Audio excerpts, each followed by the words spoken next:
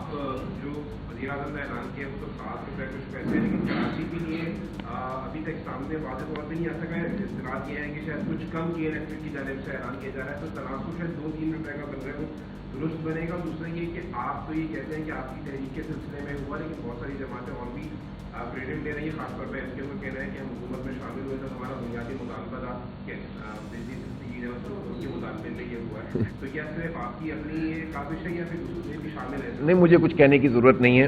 اور ظاہر ہے ایم کیو ایم ٹائپ کی تنظیم ہے، یہ تو آپ کو معلوم ہے ان کی اپنی پوزیشن کیا ہے. یہ کوئی مطالبہ کرنے کی صلاحیت سے ہی عاری ہو چکے ہیں، جن کو پورے شہر سے لوگوں نے 1 لاکھ ووٹ بھی نہ دیے ہوں اور دھتکار دیا ہو، ٹھکرا دیا ہو، اور ان کو اسٹیبلشمنٹ فارم 47 کی بنیاد پر لا کر اس نے اپنے نمبرز پورے کر لیے ہوں. اٹھ جاؤ تو اٹھ جاتے ہیں، بیٹھ جاؤ تو بیٹھ جاتے ہیں. تو یہ کیا مطالبہ کریں گے اور کیا مطالبہ منوائیں گے؟ یہ تو بتائیں نا. 1994 سے تو حکومت میں ہی شامل ہیں، یہ ہوا کیسے؟ پہلے تو اس کا جواب دیں. یہ تو چھوڑیں، ان پہ میں زیادہ بات نہیں کرنا چاہتا. وہ تو لطیفے آپ نے سنے ہوئے نا کہ وہ جب کوئی واقعہ جنگل میں ہو جاتا ہے بڑا، تو کچھ جانور جو ہیں وہ اتراتے پھر رہے ہوتے ہیں، چوہے وغیرہ، اور کوئی ان سے پوچھتا ہے کہ بھئی اتنے کیوں اترا رہے ہو میاں چوہے؟ اس نے کہا بس وہ شیرنی اغوا ہو گئی ہے. تو اس نے کہا شیرنی اغوا ہوئی ہے تو آپ کیوں اتنے اترا رہے ہیں؟ آپ نے اسٹرا لگا لیا ہے دم میں، اتنا اکڑ رہے ہیں آپ. اس نے کہا بس وہ FIR میں میرا نام بھی ہے. تو اس طرح کے لوگ تو ہوتے ہی ہیں، لیکن بہرحال ان سب لوگوں کے نتیجے میں قوم کے سامنے تو سب کچھ ہے نا.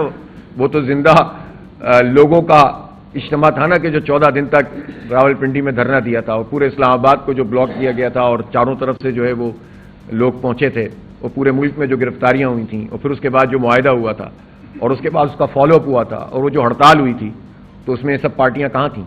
تو اس لیے کریڈٹ تو لینے کے لیے بہت سارے لوگ آئیں گے اور آتے رہیں، ان کو حق حاصل ہے، وہ جو چاہیں کہیں. لیکن اصل بات یہ ہے کہ پوری قوم کے سامنے یہ جماعت اسلامی ہی ہے جس نے ان ایشوز کو ٹیک اپ کیا، ورنہ یہ ایشوز تو پاکستان کی کسی پولیٹیکل پارٹی کے ایجنڈے میں شامل ہی نہیں ہے. میڈیا کے تمام دوستوں کی تشریف آوری کا شکریہ. تمام خواتین و حضرات، کیمرہ مین اور ہمارے فوٹوگرافر، ہمارے صحافی بھائی، رپورٹرز سب تشریف لائے ہیں.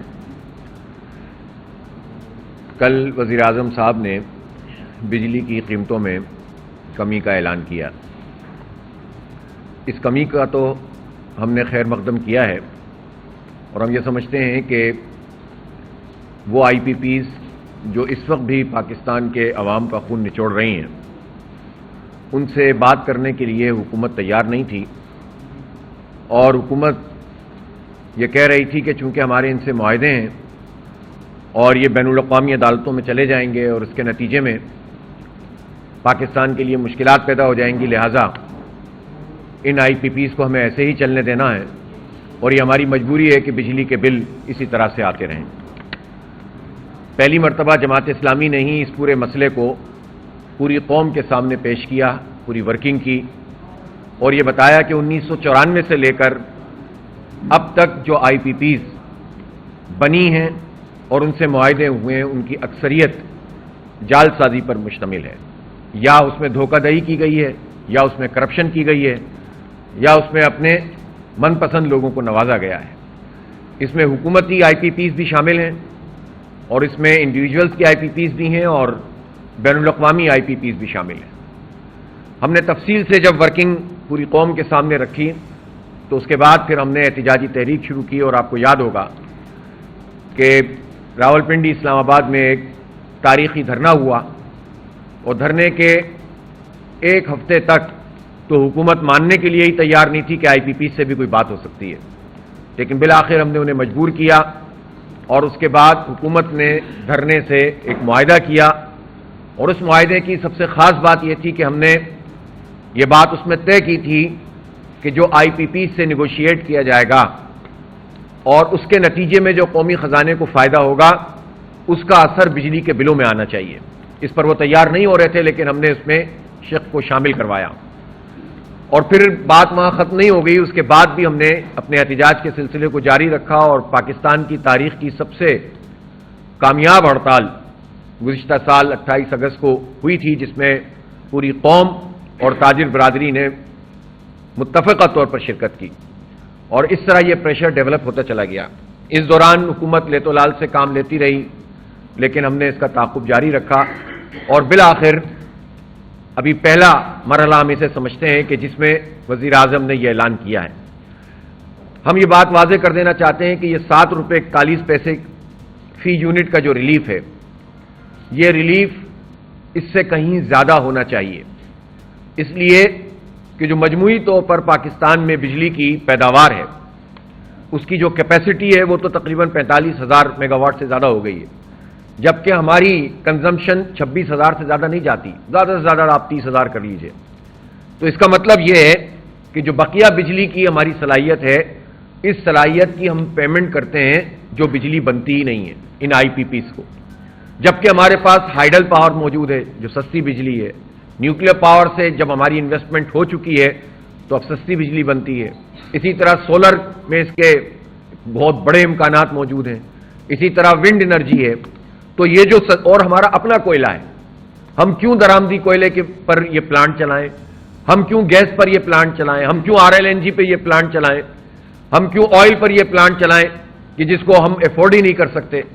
تو یہ جو کچھ پچھلے عرصے میں ہوتا رہا، بدقسمتی سے ہر حکومت اس میں شامل رہی.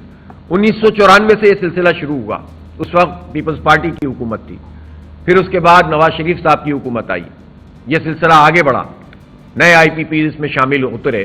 پھر اس کے بعد مشرف صاحب کے زمانے میں تو الیکٹرک جو KESC کی پرائیویٹائزیشن ہو گئی اور اس میں کرپشن ہوئی اور لوٹ مار ہوئی اور MQM پوری طرح اس میں شریک جرم تھی. کراچی کا ادارہ کھمبوں کی قیمت کے برابر ان لوگوں نے مل کر بیچ دیا اور آج تک بھگت رہا ہے شہر کراچی. پھر اس کے بعد آپ نے دیکھا قاف لیگ، اور قاف لیگ کے بعد پھر پیپلز پارٹی کی حکومت آئی. ہر حکومت میں MQM شامل رہتی ہے اور یہ لوٹ مار کا سلسلہ پورے ملک میں جاری رہا. اس شہر کے لوگ بھی پریشان رہے، پورے ملک کے لوگ پریشان رہے. اور اس کے بعد پھر نواز شریف صاحب اور پھر PTI اور پھر اس کے بعد جو ہے PDM 1 اور PDM 2، یہ ساری حکومتوں میں آئی پی پیز کو مکمل سپورٹ دی گئی. عمران خان صاحب کے زمانے میں جن آئی پی پیز سے نیگوشیٹ کیا گیا، وہ چند آئی پی پیز سے نیگوشیٹ کیا گیا، وہ بھی ایک فکس پرائز پر، اور جو رپورٹ آئی اس پر عمل درآمد نہیں ہوا، اس لیے کہ قریب ترین جو لوگ تھے وہ ان آئی پی پیز کے آنرز میں شامل تھے. لہذا یہ ساری جتنی بھی حکومتیں رہی ہیں، ان سب حکومتوں نے خون نچوڑنے والی ان آئی پی پیز کو سپورٹ فراہم کی ہے. اس لیے بات صرف اتنی سی نہیں ہے کہ 7 روپے 41 پیسے کم ہو گئے یا 7 روپے 59 پیسے کم ہو گئے.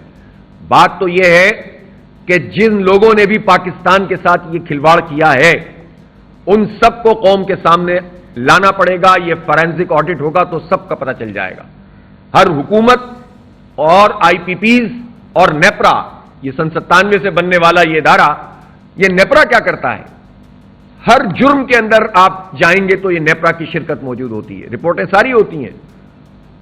اگر آپ صرف نیپرا کی رپورٹوں پہ ہی چلے جائیں تو آپ کو رپورٹیں ساری مل جائیں گی، لیکن رپورٹیں ایک طرف، فیصلے دوسری طرف، اور فیصلے چند لوگوں کو مضبوط کرنے والے، کرپشن کے اس کاروبار کو بڑھانے والے ہوتے ہیں اور عوام اس کو بھگتتے رہتے ہیں.